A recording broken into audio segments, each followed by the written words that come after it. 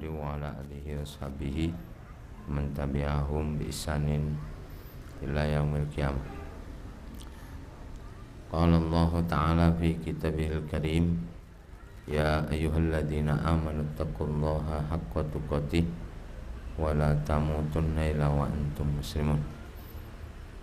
Wa qala ta'ala fattaqullaha mastata'tum wasma'u wa ati'u wa anfiqu khairal li anfusikum wa may yuqashuha nafsihi wa ulaika humul muflihun.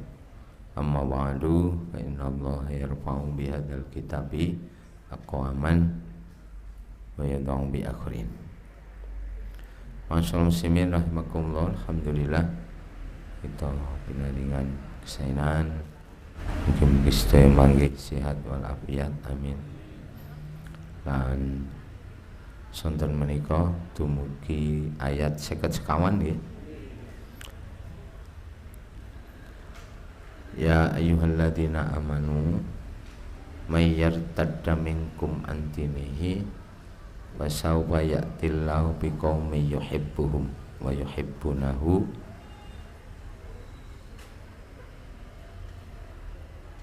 adillatin alal mu'minina aizzatin alal kafirin yujahiduna fisabilillahi wala yakhafuna laumata laim. Wahai orang-orang yang beriman,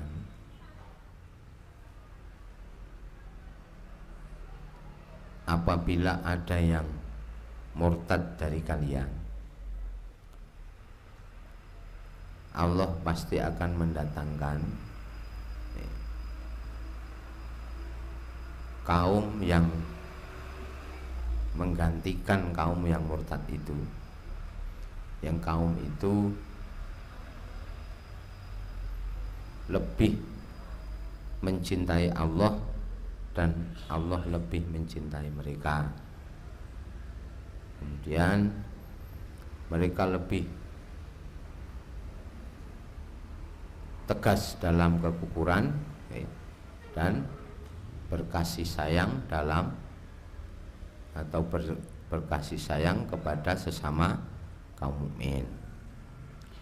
Kemudian yujahiduna fisabilillah, mereka berjihad di jalan Allah, wala yakhafuna laumata laim, dan tidak takut celaan orang-orang yang suka mencela. Dzalika fadlullahi yu'tihi may yasha, itulah anugerah dari Allah bagi siapapun yang dikehendakinya. Wallahu dzul fadlil azim. Napa wallahu wasi'un alim. Wasi'un alim. Wallahu wasi'un alim. Jadi yang pertama harus kita pahami bahwa orang itu kalau kufur, orang itu tidak beriman kepada Allah, yang rugi bukan Allah, yang rugi bukan umat Islam, gitu kan. Maka kalau orang misalnya sudah Islam jadi murtad, itu yang rugi bukan siapa-siapa, tapi yang rugi dirinya sendiri. Sebab Allah tidak akan berkurang kemuliaannya. Kita lihat ke Ali Imran dulu.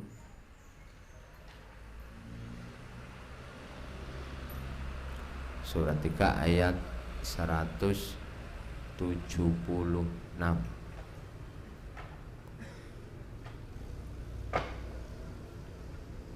Benar Mas?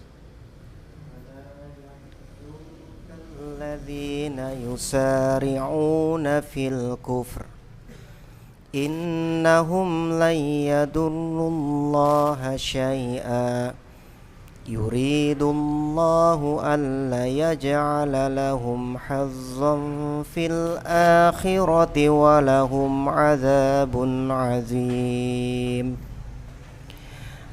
Dan janganlah engkau Muhammad dirisaukan oleh orang-orang yang dengan mudah kembali menjadi kafir, Sesungguhnya sedikit pun mereka tidak merugikan Allah. Allah tidak akan memberi bagian pahala kepada mereka di akhirat, dan mereka akan mendapat azab yang besar. Jadi ya ayyuhar rasulu la yahzunkal ladzina yusari'una fil kufr innahum la yadurrullaha syai'a. Wa rasul, tidak perlu kamu risau, kamu sedih melihat orang-orang yang bersegera dalam kekufuran, murtad. Jadi maksud di sini tugas Rasulullah sudah ditunaikan semestinya, sudah menyampaikan, sudah mendakwahkan. Memang ada juga yang pura-pura, Islamnya itu pura-pura.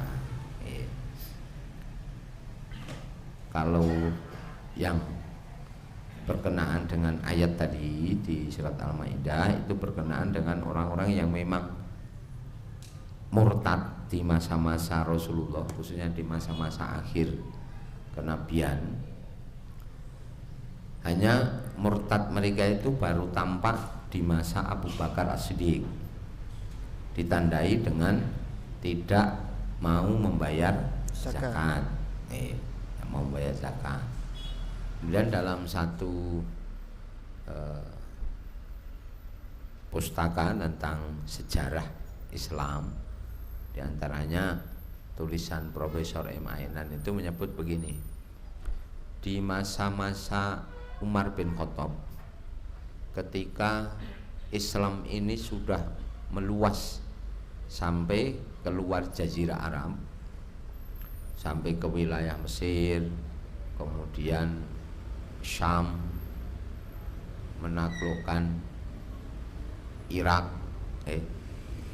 itu ada juga model-model orang yang Islam tapi pura-pura gitu. Pura-puranya untuk menghindari pembayaran jizyah. Jadi sebelumnya di masa-masa awal kekhalifahan Umar bin Khattab, umat yang belum masuk Islam itu banyak. Kemudian wilayah-wilayah yang ditaklukkan oleh Islam, mereka bersedia tunduk kepada Islam tapi bayar jizyah, bayar pajak keamanan bahasanya, sebagai tanda ketundukannya. Maka pendapatan negara waktu itu sangat besar. Kemudian ada fenomena masyarakat itu mulai beralih, wah ini nek bayar pajak terus repot gitu bahasanya gitu. Terus mereka pura-pura masuk Islam, pura-pura masuk Islam, tapi tidak menjalankan syariat juga, hanya demi menghindari pajak. Maka pengumpulan pajak jizyah waktu itu berkurang sangat besar gitu. Jadi macam-macam lah orang berislam itu. Bahkan Rasul pun juga mengatakan begini dalam hadis arba'in itu, umirtu an uqatilan nasa hatta yashhadu alla ilaha illallah wa anni rasulullah. Aku diperintahkan untuk memerangi manusia hingga mereka mengucapkan la ilaha illallah, tidak ada Tuhan selain Allah, dan aku adalah Rasulullah. Kemudian fa idza fa'alu dzalika asamu minni dima'ahum wa amwalahum illa bihaqqil Islam. Apabila mereka sudah berbuat seperti itu, berarti mereka sudah melindungi darah atau kehormatan dan diri mereka.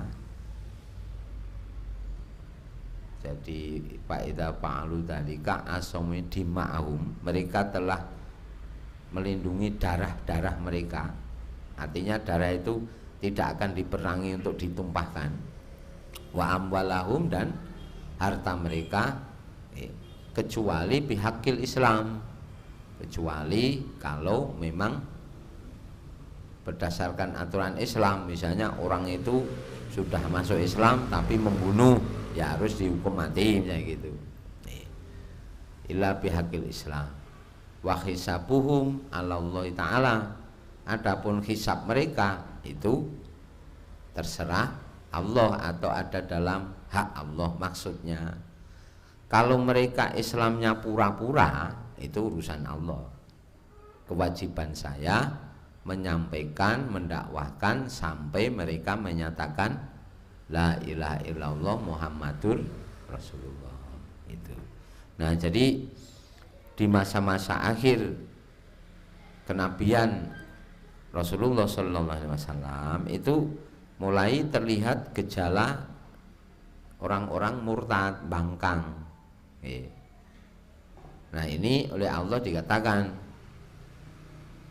kalau ada dari mereka bersegera dalam kekufuran, kamu tidak perlu risau. Yang penting lakukan kewajibanmu. Itu tidak merugikan Allah sedikit pun. Kemudian yuriduna alla yaj'ala lahum hadzan bil akhirah. Allah ingin yuridullahu, Allah ingin alla yaj'ala lahum hadzan bil akhirah, tidak memberi mereka bagian kenikmatan di akhirat nanti. Jadi orang-orang yang murtad itu nanti di akhirat tidak akan beroleh kenikmatan.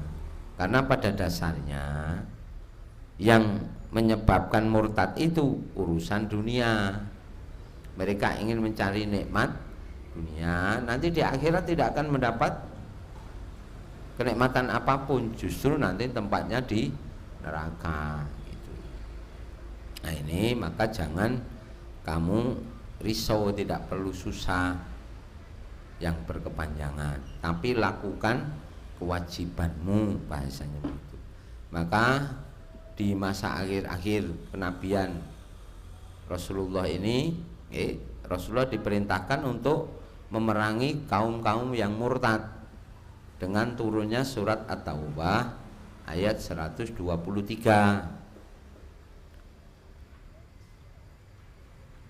Surat 9 ayat 123.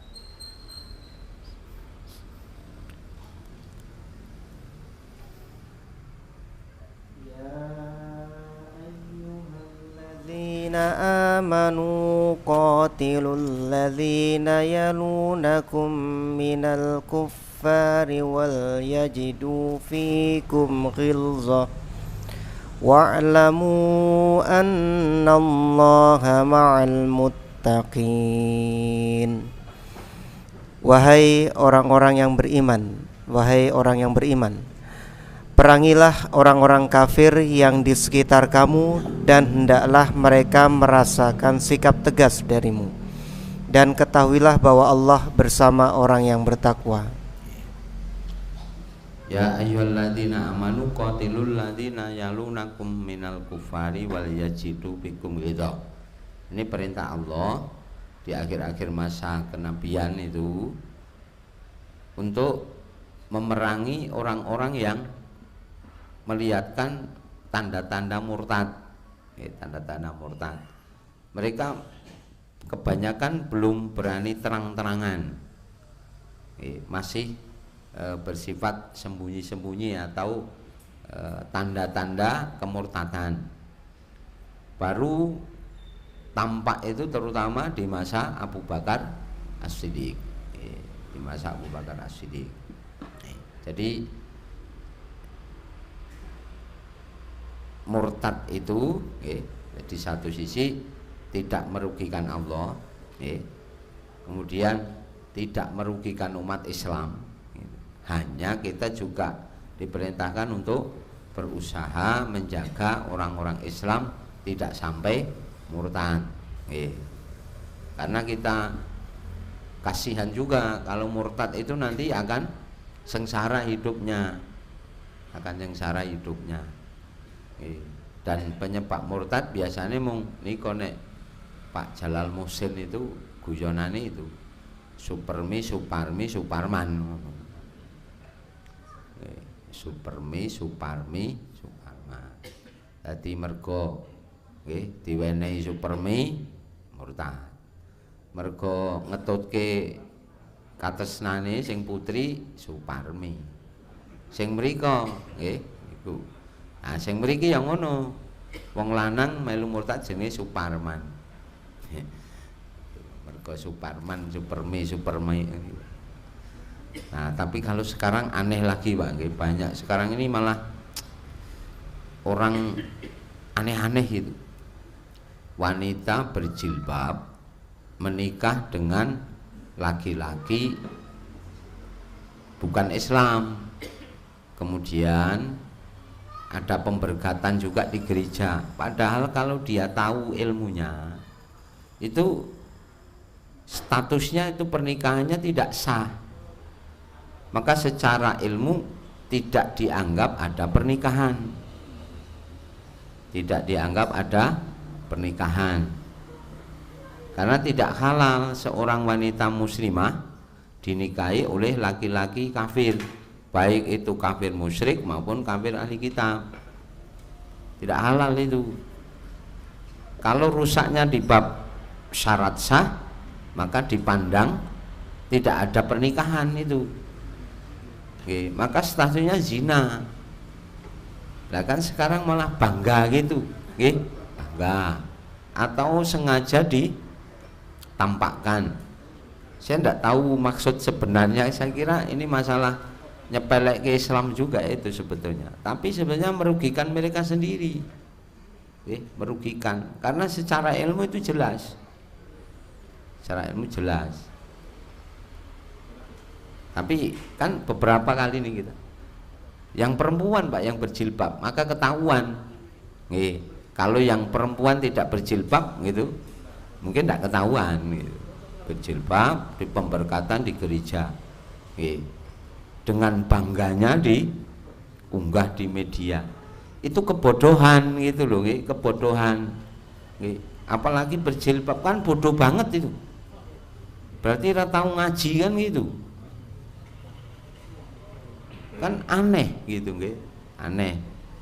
Ya kalau ndak berjilbab ngono sik luwung-luwung kayak cah mungkin dalan ngono Pak gitu. Kira ngono tuh Pak. Kalau berjilbab Pak ya gitu. Setidaknya gitu. Nah, tapi ya itulah. Orang itu berislam atau tidak itu kembali ke masing-masing. Kembali ke masing-masing. Dia sungguh-sungguh ya baik untuk dirinya sendiri, dia tidak sungguh-sungguh ya rugi dirinya sendiri. Nah sekarang ini kita dapati banyak orang beragama itu kayak bukan untuk meraih masa depan itu tidak, tapi ya untuk pemanis-pemanis saja. Hanya untuk pemanis, bukan untuk meraih kebaikan dirinya, kebaikan keluarganya, kebaikan putra-putra keturunannya, bukan itu sayangnya itu. Itu ya kita kan tinggal hanya bisa menyayangkan gitu. Apalagi kalau di media kan nanti suaranya bisa macam-macam itu. Alah rapopo dan bagaimana. Ngoding mlebu kene wong umat Islam ya malah gelut dhewe-dhewe ngono ya ana komentar kan ada juga. Wis mlebu kene ae, kene iki malah ra tau gelut ngono. Nah, nek wong Islam do gelut dhewe-dhewe ya bener no, metu kaya Islam ngono ya ana komentar itu ada seperti itu. Kok ya pinter men aku. Nah, tapi yang pasti berislam atau tidak kembali ke masing-masing. Maka aneh kalau orang berislam, beragama, tapi hanya pura-pura atau setengah hati atau mudah dipalingkan seperti itu tadi, masih berjilbab, berjilbab, terus menikah dengan suami kafir, tidak Islam, pemberkatan di gereja, kemudian diunggah ke media, ngono ki piye ngono lho Pak. Ini orang aneh gitu loh Pak, aneh. Kenapa? Itu secara Islam, secara hukum Allah, secara hukum Allah sama saja orang itu tidak ada pernikahan karena secara syarat sahnya tidak terpenuhi. Itu hukum Allah. Tapi tidak tahu kalau mereka merasa ada Tuhan selain Allah, ya wis ceritane beda. Sesuk le digoleki pancen kebahagiaan bersama Tuhan selain Allah. Nggih. Ketoke ngono kuwi gitu. Jadi bukan mencari kebahagiaan, kebaikan bersama Allah atau seperti yang dijanjikan Allah. Pasti mencari sesuatu yang dijanjikan selain Allah gitu. Nah, itu kemudian dari perintah-perintah ini memang kita ketahui, jadi qatilul ladzina yalunakum minal kufar, perangilah orang-orang kafir di sekitar kalian, maksudnya orang-orang murtad, wal yajidu bikum ghidab, dan hendaknya mereka mendapati ketegasan dari kalian. Jadi tiang sing berusaha murtad ini ditegasi, Pak, ditegasi dalam artian ada motif-motif apa dan sebagainya, itu kita umat Islam harus waspada juga. Bukan masalah kita ora rugi, tetapi kita menjaga yang lain, menjaga sesama umat Islam supaya mereka tidak terjerumus dalam kesengsaraan karena ketidaktahuan mereka, Nah itu sebabnya mergo Suparman wau, itu kan kadang-kadang dari ketidaktahuan juga, ketidaktahuan, kelemahan. Mendino diteri Supermi, mendino ngapeli Suparmi, utawa diapeli Suparman, Nah ini kita baik juga menjaga sesama umat Islam itu supaya tidak sampai terjerumus ke sana. Gitu. Sebab nanti kasihan juga gitu, kasihan. Hanya kalau sudah masalah keimanan itu akhirnya kembali ke masing-masing. Kita tidak boleh memaksakan, hanya boleh memberi saran, menjaga, supaya mereka tidak tidak ikut-ikutan murtad. Karena dengan murtad itu sudah pasti dia akan mendapat kesengsaraan di dunia dan di akhirat. Tidak hanya di akhirat sih, Pak, di dunia dan di akhirat. Kemudian penyebab murtad itu ya karena istilahnya dilambungkan angannya oleh setan kalau bahasa Al-Qur'an. Surat Muhammad surat 47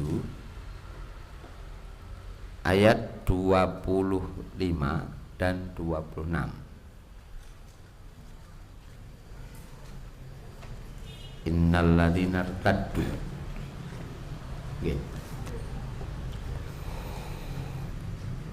Innalladzina irtaddu ala adbarihim min ba'di ma tabayyana lahumul huda asyaitanu sawwala lahum wa amla lahum dzalika bi annahum qalu lil ladzina karihu ma nazzalallahu sanuti'ukum fi ba'dil amr wallahu ya'lamu israrahum. Sesungguhnya orang-orang yang berbalik kepada kekafiran setelah petunjuk itu jelas bagi mereka, setanlah yang merayu mereka dan memanjangkan angan-angan mereka. Yang demikian itu karena sesungguhnya mereka telah mengatakan kepada orang-orang Yahudi yang tidak senang kepada apa yang diturunkan Allah, kami akan mematuhi kamu dalam beberapa urusan, tetapi Allah mengetahui rahasia mereka.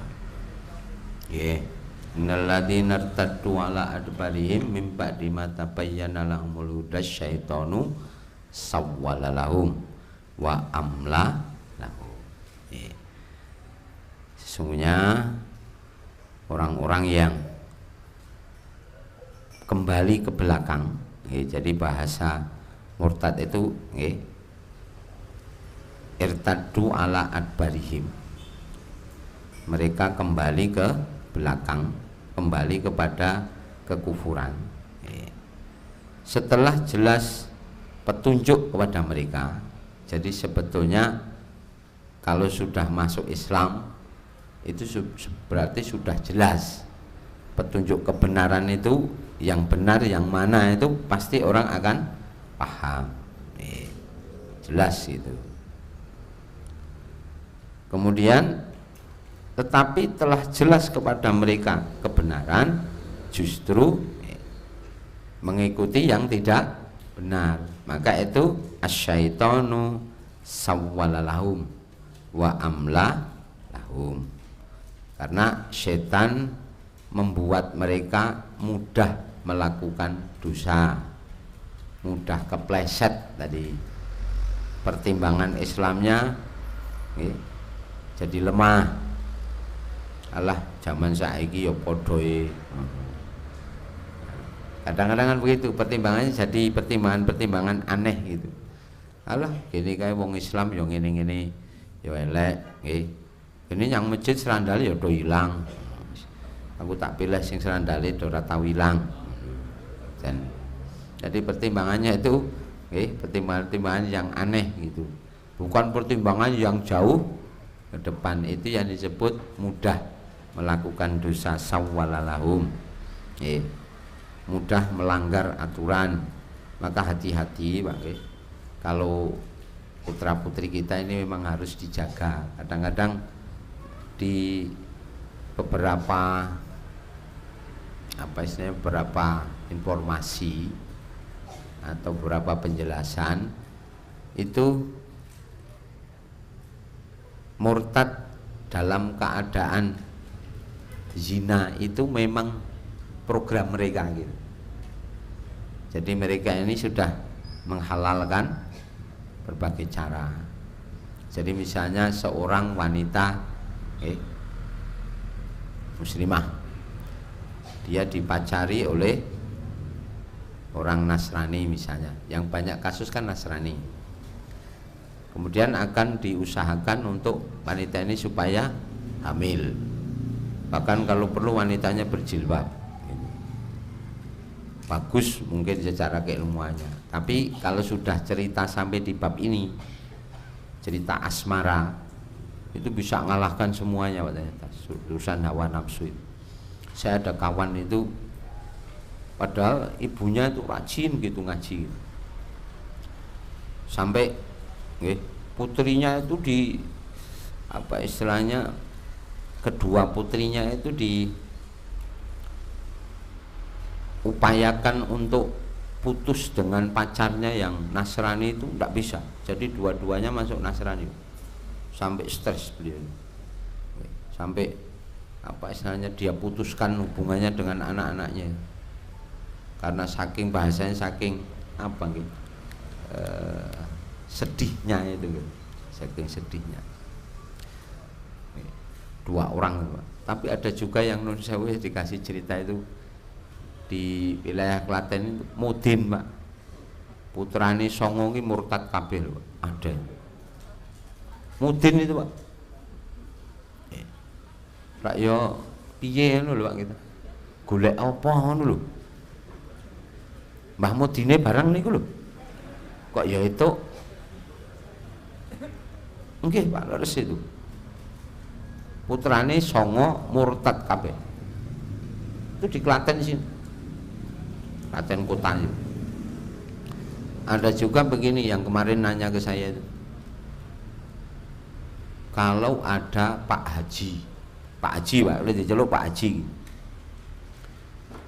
putrinya dipacari oleh orang Nasrani, kemudian akhirnya dipinang.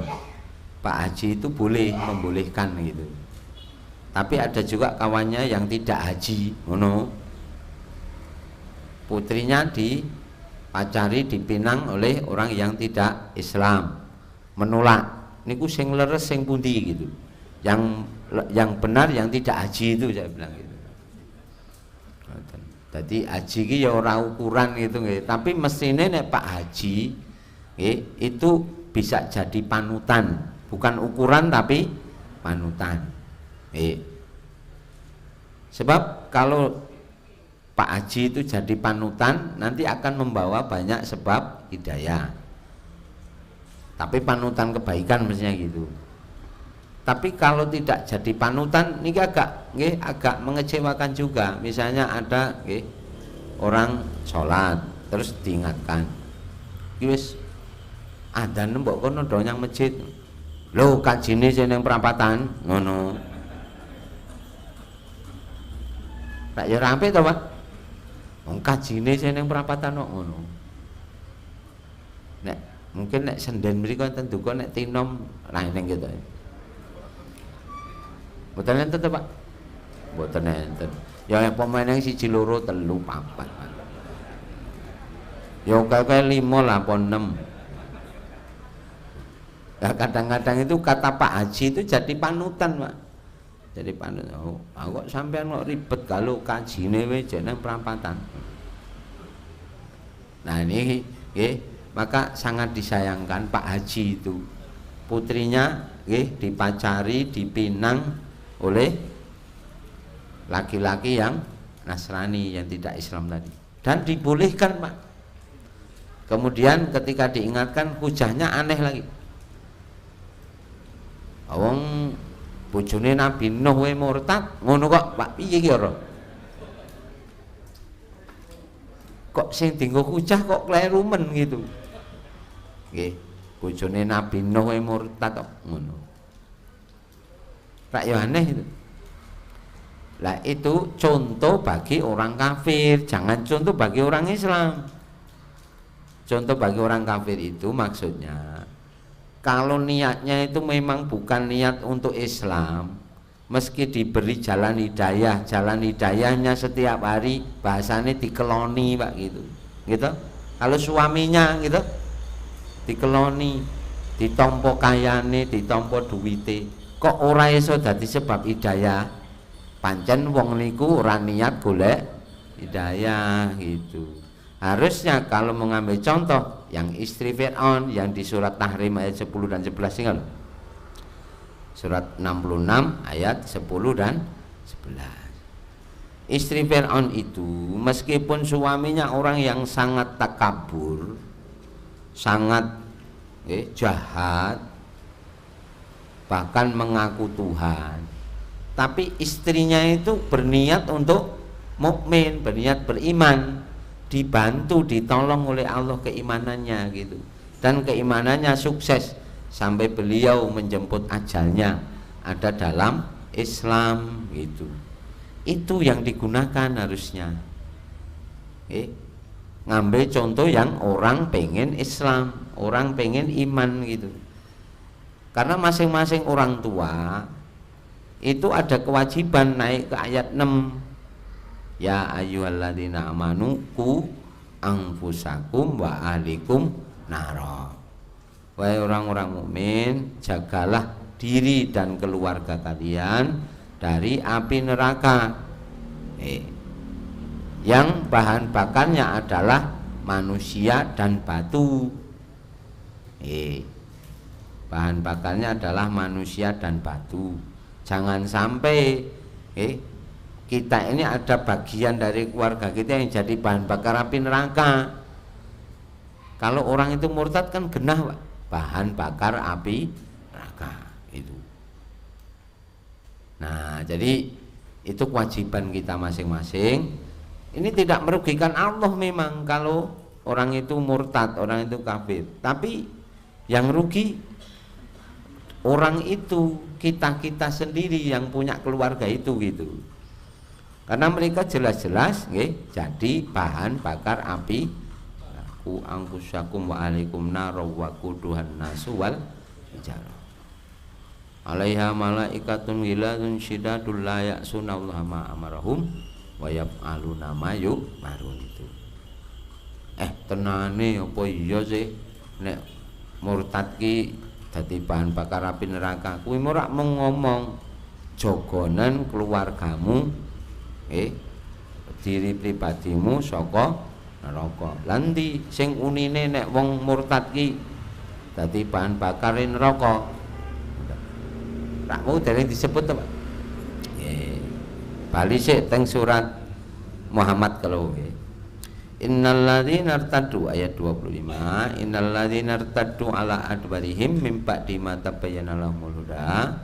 Sesungguhnya orang-orang yang kembali ke belakang, artinya murtad, sesudah petunjuk itu jelas bagi mereka, asyaitonu sawwalalahum, setan membuat mereka mudah melakukan dosa, atau penyebab murtad itu karena mudah melakukan dosa. Mula sering terjadi murtad itu karena zina, gitu Pak. Nah, berzina dengan pasangannya yang tidak Islam. Bahkan dari mereka itu, meskipun mereka ini perempuan gitu Pak, orang kafir itu perempuan, yang muslim itu yang laki-laki, kemudian dizinai, mereka siap Pak, sanggup itu. Ini dulu saya pernah dengar ceramah seperti ini dari Ustazah Irina Handono itu di awal-awal beliau sebagai muslimah itu. Jadi memurtadkan orang Islam dengan zina itu termasuk program mereka begitu. Bukan sekedar kasus berdiri sendiri, tidak, itu masuk program ternyata, siasat mereka. Kalau misalnya nanti perempuan yang kafir itu yang hamil, mereka dibawa masuk Islam pun mau Pak. Pokoknya apapun yang disyaratkan ikuti gitu. Kalau bisa ajukan syarat, kalau tidak bisa kamu ikuti syarat mereka gitu. Kalau tidak dapat suaminya nanti dapat anak-anaknya gitu. Kan anak-anak dekat dengan ibu. Kan tidak mungkin berbagi juga. Nek minggu neng gereja, nek jemuah neng masjid jemuan, kan tidak mungkin begitu juga. Dan anak-anak itu lebih mudah kafir daripada dibawa kepada keislaman. Lebih mudah dibawa kepada kekafiran daripada kepada Islaman. Sebab apa? Kalau Islam dia harus sholat 5 waktu Pak. Abot niku. Bilih melu ibu ae, ora kon sholat 5 waktu kan santai gitu. Lah seperti itu. Maka kita harus menjaga diri dan keluarga kita. Kemudian mereka mudah melakukan dosa, wa amlalahum, setan pun memanjangkan angan-angan mereka. Nanti kalau murtad akan dapat ini, dapat fasilitas begini, misalnya. Kemudian ada juga yang murtad itu ya karena fasilitasnya takut hilang. Jadi saya pernah ketemu ustadz yang di Mu'alaf Center itu, sebetulnya para misionaris itu sudah paham bahwa apa yang mereka sampaikan itu tidak benar. Sudah banyak pemalsuan, sudah banyak penambahan pengurangan. Yang benar itu memang Islam itu gitu. Kemudian ditanyakan, tapi kenapa mereka tidak mau murtad? Sebab kalau murtad dari agama kami kemudian masuk Islam, semua fasilitas itu hilang Pak.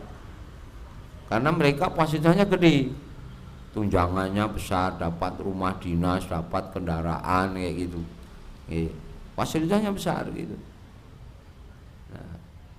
Nah, maka kalau sampai meninggalkan agamanya dan masuk Islam, habis fasilitas semua.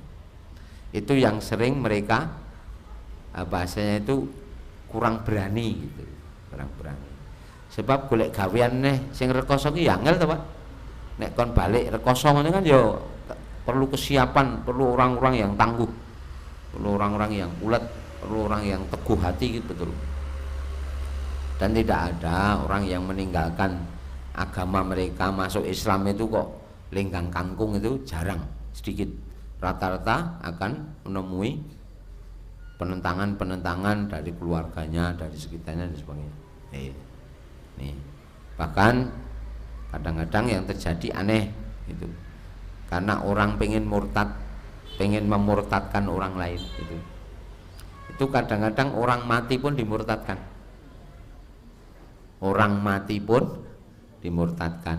Seorang, misalnya orang tuanya Islam sampai meninggalnya Islam, kemudian anak-anaknya ada yang tidak Islam, maka ritualnya itu kayak loh kok kayak orang setel ke pengajian, kayak di Katolik kok ngono.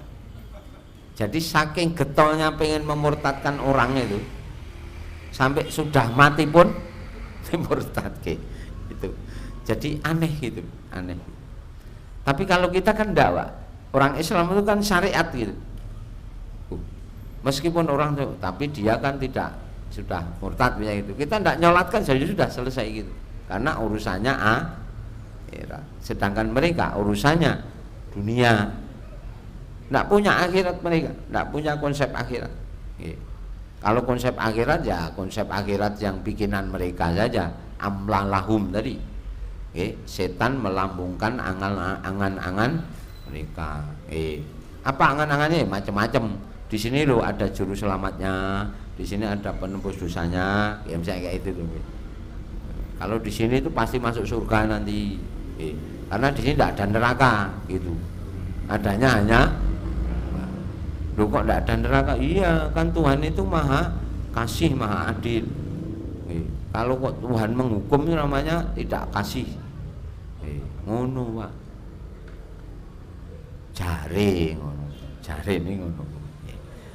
Kemudian dari kabi annahum qalu lil ladzina karihu ma nazalallah.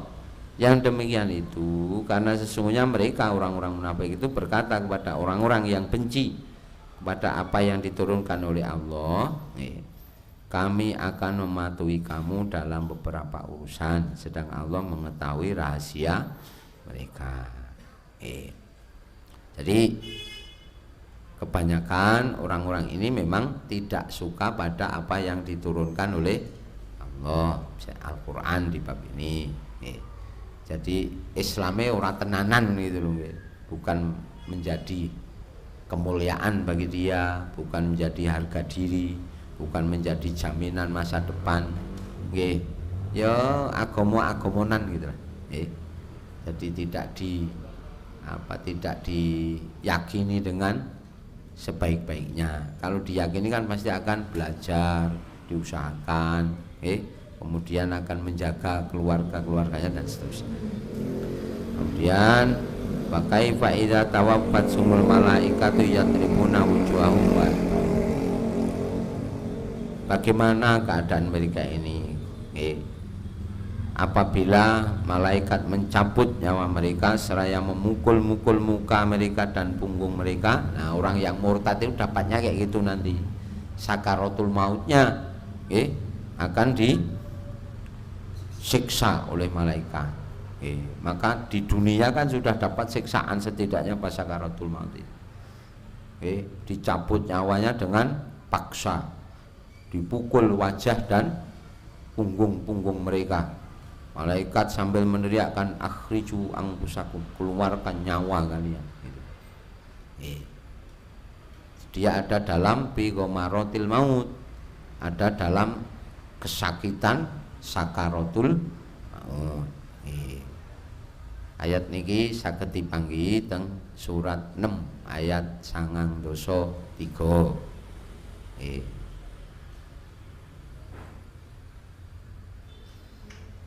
Jadi orang-orang yang zalim, yang dimaksud malaikat yatribuna wujuhahum adbaruhum atau simamun betul Mas. Itu orang-orang yang seperti ini.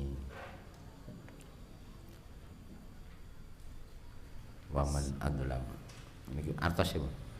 Siapakah yang lebih zalim daripada orang-orang yang mengadakan dusta terhadap Allah atau yang berkata, telah diwahyukan kepadaku, padahal tidak diwahyukan sesuatu pun kepadanya. Dan orang yang berkata, aku akan menurunkan seperti apa yang diturunkan Allah. Alangkah ngerinya Sekiranya engkau melihat pada waktu orang-orang zolim berada dalam kesakitan sakaratul maut, sedang para malaikat memukul dengan tangannya sambil berkata, keluarkanlah nyawamu. Pada hari ini kamu akan dibalas dengan azab yang sangat menghinakan, karena kamu mengatakan terhadap Allah perkataan yang tidak benar, dan karena kamu menyombongkan diri terhadap ayat-ayatnya. Jadi walau taro lidzzalimuna fi ghamaratil maut, kalau saja kamu melihat, kalau saja itu berarti kita tidak mungkin bisa melihat gitu. Jadi keadaan sakaratul maut, meskipun kita ini nunggui dekat orang yang meninggal itu, tapi Allah lebih dekat. Walaula idza balaghatil hulqum wa antum hina idzin tanzurun. Nah, ketika nafas sampai di kerongkongan, kamu ada di dekat orang itu. Wa nahnu aqrabu ilaihi minkum, kami yang lebih dekat kepadanya daripada kalian. Kalian tidak melihat apa-apa, walakinlah tubsirun. Gitu. Awak dhewe lak sok nunggoni tiyang situ to. Ajeng situ niku, kita sok nunggoni. Rak mboten pirsa napa-napa. Padahal niku iso mawon tabuki malaikat kan ngoten. Hanya kita tidak melihat itu. Nah, keadaannya diceritakan orang-orang dolim, orang-orang yang mengadakan kebohongan di hadapan Allah, mengadakan surga itu begini, di sini ada yang begini dan seterusnya, juru selamatnya di sini pasir. Itu kan kebohongan di hadapan Allah. Maka ketika mereka ada dalam tekanan sakaratul maut, para malaikat memukulkan tangan-tangan mereka di wajah dan punggung-punggung mereka sambil mengatakan akhriju anfusakum, keluarkan nyawa kalian. Bahasanya dipaksa gitu. Kalau Nabi menggambarkan dalam hadisnya Al-Barra itu nyawanya ditarik seperti ditariknya tulang dari daging ikan yang masih segar. Mungkin tuku lele dicopot dilarak, Pak. Sok mboten niku. Seperti ditariknya tulang dari daging ikan yang masih segar. Ra angel, Pak. Jadi dipaksa.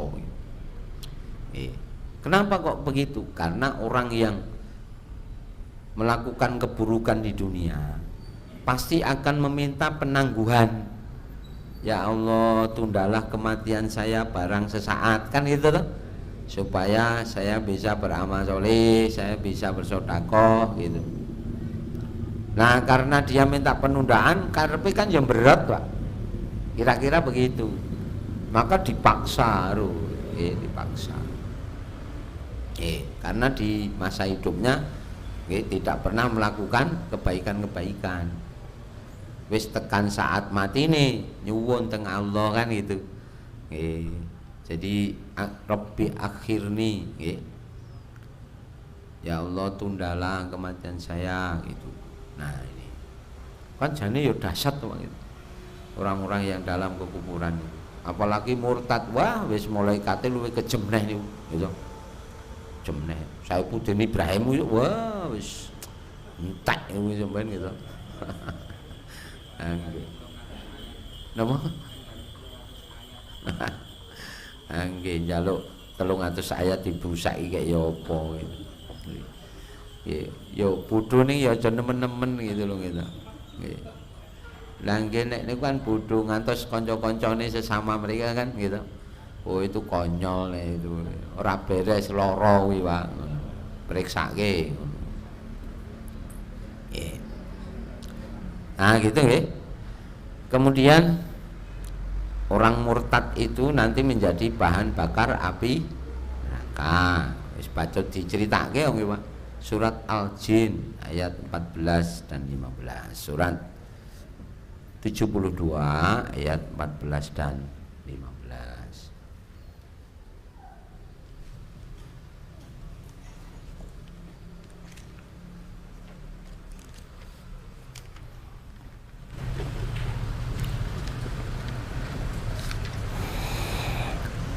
Wa anna minnal muslimuna wa minnal qasitun faman aslama fa ulaika taharraw rasyada wa ammal qasituna fakanu li jahannama hataba. Dan di antara kami ada yang Islam dan ada yang menyimpang dari kebenaran. Siapa yang Islam, maka mereka itu telah memilih jalan yang lurus. Dan adapun yang menyimpang dari kebenaran, maka mereka menjadi bahan bakar bagi neraka jahanam. Jadi wa anna itu bahwasanya kami itu para jin, ini kan cerita jin, cerita di masyarakat jin itu. Wa anna minnal muslimuna wa minnal qasitun. Di antara kami ada yang muslim, artinya lurus, dan ada yang menyimpang, tidak lurus tadi. Paman aslama fa ulaika taharru rasyada. Siapapun yang Islam, maka ia benar-benar telah memilih jalan yang lurus. Jadi kalau Islam berarti milih jalan yang lurus, sudah benar itu pilihan itu. Wa amal qasituna, kok milih yang tidak Islam, yang menyimpang, maka nuli jahannam hatwa. Mereka akan menjadi bahan bakar api neraka. Khatop itu kayu, kayu api, istilahnya kayu obong, mana bahasanya kan? Khatop. Jadi seperti itu. Jadi merugikan diri sendiri. Maka Rasul pun diperintahkan tidak terlalu risau. Maka Allah akan mengganti dengan kaum-kaum yang lebih dicintai Allah dan lebih mencintai Allah, lebih sayang kepada orang-orang mukmin dan tegas terhadap orang-orang kafir. Yujahiduna fi sabilillah wala yakhafuna laumata laim. Yang sungguh-sungguh berjuang di jalan Allah, dan mereka tidak takut celaan orang-orang yang suka mencela. Maka Rasulullah diberi pengganti dari orang-orang yang murtad itu, para sahabat-sahabat yang hebat sampai keturunan tabi'in itu.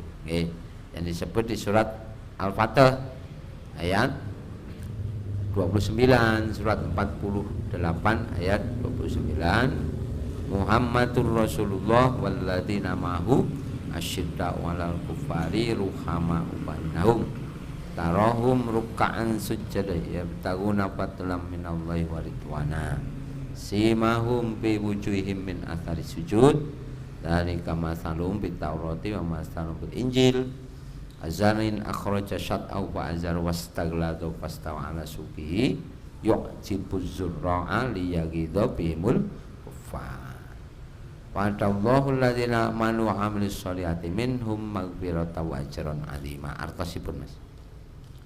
Artosipun. Muhammad adalah utusan Allah, dan orang-orang yang bersama dengan dia bersikap keras terhadap orang-orang kafir, tetapi berkasih sayang sesama mereka. Kamu melihat mereka ruku dan sujud mencari karunia Allah dan keridhoannya. Pada wajah mereka tampak tanda-tanda bekas sujud.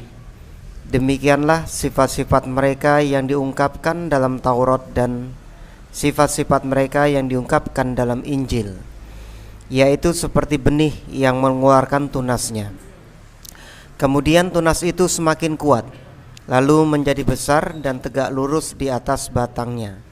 Tanaman itu menyenangkan hati penanam-penanamnya, karena Allah hendak menjengkelkan hati orang-orang kafir dengan kekuatan orang-orang mukmin. Allah menjanjikan kepada orang-orang yang beriman dan mengerjakan kebajikan di antara mereka ampunan dan pahala yang besar.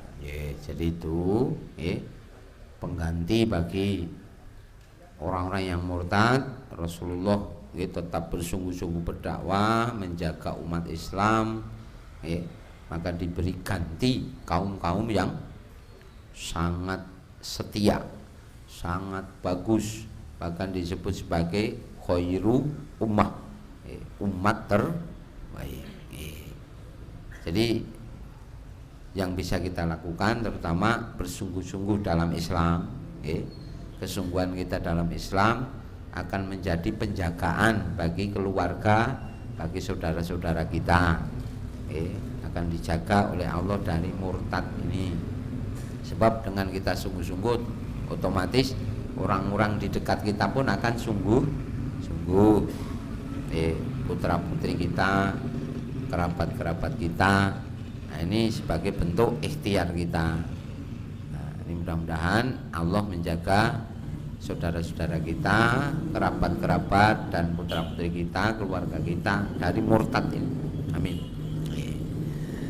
Ngaten wonten pitangletan live chat boten? Boten.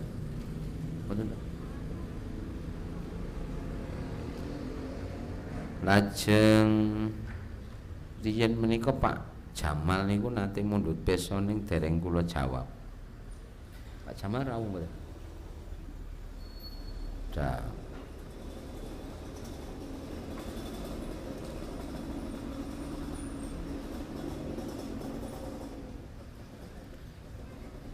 Pertanyaannya, ada orang yang mengaku dapat komunikasi dengan ruh atau arwah, yaitu minal ilmi, dimaknai ilmu tentang ruh. Itu ayat tentang ruh itu loh, surat Al-Isra ayat 85.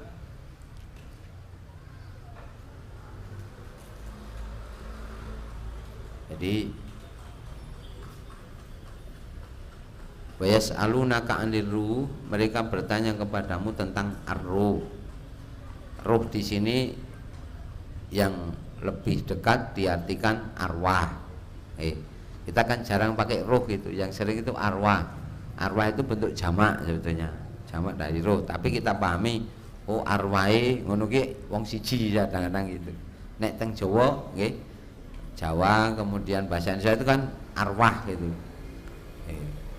Kadang digunakan untuk jamak, untuk tunggal, arwah nenek moyang, tapi kayak arwahe gentayangan ngono ya ono gitu.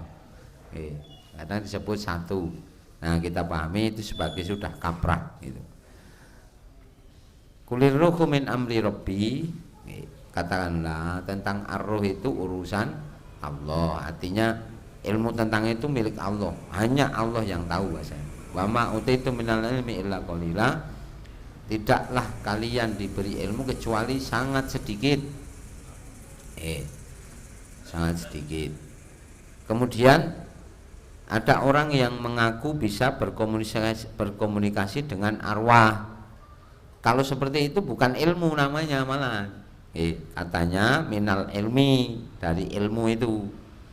Kalau orang mengaku bisa berkomunikasi dengan arwah, itu namanya bukan ilmu namanya malahan.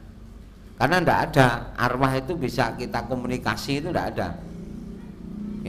Kalau bisa komunikasi berarti dengan korin itu Pak. Setan atau jin pendampingnya dulu. Kan jin pendampingnya bisa masih hidup. Orangnya mati tapi jin korinnya masih hidup. Rasul kan mengatakan ma min waladin illa qad wukila bihi qarinuhu. Tidak ada seorang anak pun yang lahir kecuali akan diikuti oleh korinnya. Itu hadis riwayat Bukhari dan Muslim. Jadi setiap bayi lahir itu pasti nanti ada setan jin yang ditugasi untuk mengikuti dia terus, mengganggu, menggodanya gitu. Nah, kalau orang itu meninggal bisa jadi korinnya masih hidup. Dan korin itu karena kemana-mana, maka hafal. Yang dilakukan oleh yang diikuti kan hafal. Bahkan suaranya iso niru, iso opo gitu kan gitu. Persis. Maka ada orang yang bisa komunikasi dengan dalam tanda kutip arwah tadi, padahal itu korin, jin. Kenapa tidak bisa komunikasi dengan arwah? Karena arwah itu di alam barzah. Arwah itu ditempatkan di alam barzah. Surat Al-Mu'minun ayat 99 dan 100, surat 23. Surat 23 ayat 99 dan 100. Hatta idza ja'adahumul mautu qala rabbirji'un lali a'malu sholihan bima taraktu. Hingga ketika kematian mendatangi salah satu dari kalian, dari mereka, ia mengatakan rabbirji'un, ya Allah kembalikan saya ke dunia dulu, jangan dimatikan dulu gitu. Lali a'malu sholihan bima taraktu, supaya saya bisa beramal soleh yang dulu saya tinggalkan. Kalla, tidak mungkin. Innaha kalimatun wa qailuha, itu hanya kalimat yang keluar dari mulutnya saja. Wa mi waraihim barzakhun ila yaumi yub'atsu. Di depan mereka, niku di artinya di depan atau belakang, Pak? Di depan mereka ada barzakh hingga hari kebangkitan. Jadi arwah itu nanti ditempatkan di alam yang disebut barzakh. Maksud barzakh itu alam yang ada batas antara dunia dan akhirat, mudahnya begitu. Kalau sudah ada barzakh, tidak bisa saling melintasi. Tidak bisa saling melintasi. Contoh kalimat barzakh itu di surat Ar-Rahman, surat 55 ayat 19 dan 20. Surat Ar-Rahman surat 55 ayat 19 dan 20. Marojal bahroini yaltaqiyani bainahuma barzakhun la yabghiyan. Allah mempertemukan dua laut. Allah menghamparkan dua laut dan keduanya bertemu. Bainahuma, meskipun bertemu, tapi tidak saling melampaui. Bainahuma barzakhun, di antara keduanya ada barzakh, sehingga layak bagian, tidak saling melampaui. Itu maksudnya tidak saling melampaui. Yang di dunia tidak bisa melintas ke sana, yang di sana tidak bisa kembali ke dunia, gitu. Itu akidah Al-Quran. Kalau orang mengatakan saya bisa komunikasi dengan arwah, katanya dengan ilmu dari Allah, ngapusi Pak. Wong Allah aja menetapkan begitu. Nah, jadi arwah itu ditempatkan di alam barzakh, dimatikan hingga hari kebangkitan, kecuali beberapa yang disebutkan dalil yang tetap dihidupkan. Tapi meski tetap dihidupkan, boten keluyuran tekan donya, boten mulih ndak nyadran. Ra eneng ceritane gitu. Ndak malam jemuah mulih barang, ndak pendake mulih, ndak bener. Karena di barzakh itu layak bagian, tidak saling melampaui. Barzakh itu mudah kok memahaminya, Pak. Barzakh itu ada di semua keadaan. Panjenengan kagungan sapi, ro kebo, jenengan klumpuk ki mendina. Kawin mboten? Mboten. Upama kawin dadi mboten? Mboten, Pak. Ngono. Paham nggih? Sebab ada apa? Barzakh dinding. Pitik karo bebek, kawin mboten? Tidak, campur itu. Nah, kira-kira barzakh itu sebenarnya begitu, mudah gitu. Hanya karena ini cerita laut, kan angel. Minyak dan air bercampur enggak? Tidak, pasti minyaknya munggah, terapung. Airnya yang di bawah. Mula nek tuku soto kileng-kileng minyake ngono to, Pak? Bakso ngoten. Nek sakniki soto ra nggo minyak, minyake larang. Malah rada beneran. Rane ayam goreng godhog kabeh. Jadi gitu, barzah itu mudah, barzah itu mudah memahaminya, tidak akan saling melintasi. Mula nek sok piknik teng Dieng ada telaga warna Pak, jejer banyune niku abang hijau kuning gitu loh. Ndak campur itu. Mbok jangan nganu ketuket toh. Kembali lagi seperti itu. Karena ada barzah. Tadi barzah itu orang di sana ndak arwah di sana tidak bisa melintas ke dunia, yang di dunia tidak bisa melintas ke sana. Ngoten? Kita akhiri kafarah majelis. Subhanakallahumma bihamdika asyhadu an la ilaha illa anta astaghfiruka wa atubu ilaik. Assalamualaikum warahmatullahi wabarakatuh.